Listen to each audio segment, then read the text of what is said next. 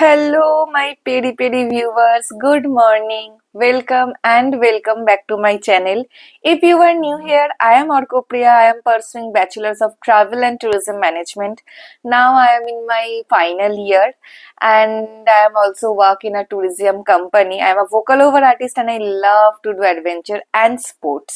প্রথমেই সবাইকে জানাই পবিত্র উল্টো রথের অনেক অনেক প্রীতি ও শুভেচ্ছা। আশা করি আপনারা সবাই খুব ভালো আছেন। আজকের দিনটা যেমন বিশেষ, আমার আজকের ব্লগটাও কিন্তু ঠিক তেমনই স্পেশাল।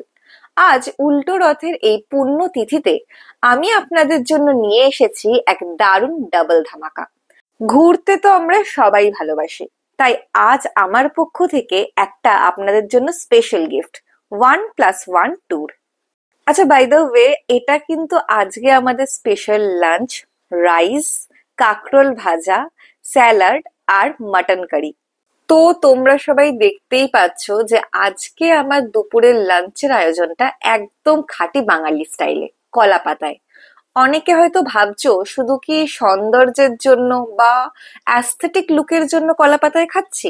একদমই না, এর পেছনে রয়েছে স্বাস্থ্য আর ঐতিহ্যের এক দারুণ মেলবন্ধন। কলা পাতায় খাওয়ার পেছনে যে বিশেষ কারণগুলো রয়েছে তা কিন্তু জানলে তোমরা অবাক হবে। গরম গরম ভাত বা ভাজাভুজির সাথে যখন কলা পাতা সংস্পর্শে আসে, তখন পাতা থেকে এক ধরনের প্রাকৃতিক মোম বা অ্যারোমা বের হয়।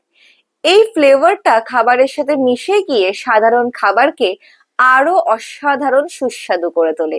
সেই স্বাদ কিন্তু সাধারণ প্লেটে পাওয়া সম্ভব নয়। কলা পাতায় রয়েছে প্রচুর পরিমাণে পলিফেনল, যা এক ধরনের প্রাকৃতিক অ্যান্টিঅক্সিডেন্ট। গরম খাবার যখন পাতায় রাখা হয় তখন সেই পুষ্টিগুণ খাবারে মিশে যায়, যা আমাদের শরীরের রোগ প্রতিরোধ ক্ষমতা বাড়াতে সাহায্য করে। এতে রয়েছে এমন কিছু এনজাইম যা সহজে খাবার হজম করতে সাহায্য করে, তাই ভারী ভোজের পরেও শরীর বেশ ঝরঝরে থাকে। সবচেয়ে বড় বিষয় যেটা, তা হলো মানসিক শান্তি। মাটির কাছাকাছি থেকে প্রকৃতিকে ভালোবেসে এভাবে খাবারের মধ্যে একটা আলাদা তৃপ্তি আছে যা মনকে শান্ত করে। দেখো, কলা পাতায় খাওয়ায় কি কি গুণ সেইটা তোমাদেরকে বোঝাতে বোঝাতে আমি কিন্তু পৌঁছে গেছি আমাদের আজকের প্রথম গন্তব্যে, অর্থাৎ নেতাজি ইন্ডোর স্টেডিয়াম, যেখানে এখন এক বিশাল কর্মযজ্ঞ চলছে। তোমরা যারা ট্রাভেল বা ভ্রমণের নেশায় মজে আছো, তাদের জন্য এই জায়গাটা কোনো জাদুর থেকে কম কিছু নয়। হ্যাঁ, আমি কথা বলছি আনন্দবাজার পত্রিকার টুরিস্ট স্পট 2026 নিয়ে। এই ফেয়ারটা কেন এত স্পেশাল জানো? হ্যাঁ, এতক্ষণে তোমরা সবাই অনির্বাণ ভট্টাচার্যকে নোটিস করেছো, সেটা আমি বুঝতে পেরেছি আমার ভিডিওতে। এটা তো একটা কারণ বটেই। আর আমিও স্যারের সাথে একটা ছবি নিয়েছি, যেটা আমি ফেসবুক থেকে পোস্ট করেছি। তো আজকের যে সমস্ত ছবি আমি তুলেছি সেগুলো আমি ফেসবুকেও পোস্ট করেছি। তোমরা আমার ফেসবুক এবং ইনস্টাগ্রামে গিয়ে সেই ফটোগুলো অতি অবশ্যই দেখতে পারো। তবে এটা শুধু এই কারণেই ফেমাস না, বা এটা শুধু এই কারণেই স্পেশাল নয়। এটা স্পেশাল বলছি তার আরো একটা কারণ হচ্ছে, এখানে একই ছাদের নিচে পাওয়া যাচ্ছে পাহাড়, সমুদ্র, জঙ্গল থেকে শুরু করে দেশ বিদেশের নানা প্রান্তের ভ্রমণের এক দারুণ পসরা। এই মেলায় অংশ নিয়েছে দেশ বিদেশের বিভিন্ন প্রান্তের ট্যুরিজম বোর্ড, নামি ট্যুর অপারেটর এন্ড নামি দামি সব হোটেলস। So what next? দেখো, দিদি এখানে দাঁড়িয়ে আছে। আমাদের একটা মেলায় যাওয়ার কথা ছিল, সেটা ময়দানে। আমরা নেমে গেছি পার্ক স্ট্রিটে। তো এখন ম্যাপ দেখে যাচ্ছি। চলো ম্যাপ দেখে যাই। আবার এরকম ম্যাপের মাঝখানে এরকম জঙ্গল জঙ্গল পুরো মনে হচ্ছে ম্যান ভার্সেস ওয়াইল্ড। দেখো কোন রাস্তা দিয়ে নিয়ে যাচ্ছে, দেখো ম্যাপ আমাদের। পুরো অন্ধকার রাস্তাটা, কি বলবো, মাঝখানে মাঝে শিকড় ঝুলছে। রাস্তাটা ফোনে তো ভালো করে বোঝা যাচ্ছে না, কিন্তু কি বলবো গাইস, রাস্তাটার ব্যাপারে দেখো তোমরা রাস্তাটা। So friends, Anandabazar tourism fair ঘুরে এবার আমরা চলে এসেছি কলকাতার একদম প্রাণ কেন্দ্রে, ময়দানের কাছাকাছি ইসকন মন্দিরের রথযাত্রার সেই বহু প্রতীক্ষিত মেলায়।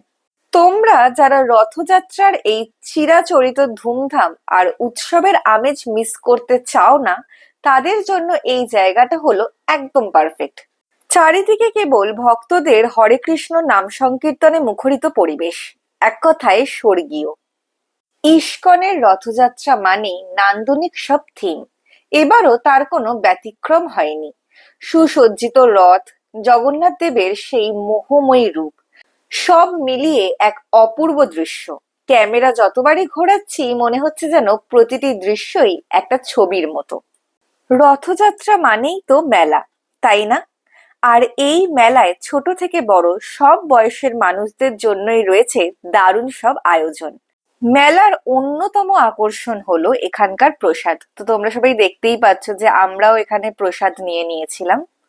আর সত্যি বলতে এই প্রসাদটা খেয়ে যে তৃপ্তি মানে মনের ভেতরে অনুভব করেছি, সেটা সত্যি মুখের ভাষায় বা কোনো ওয়ার্ডসে এটা আমার বিশ্লেষণ করা পসিবলই না।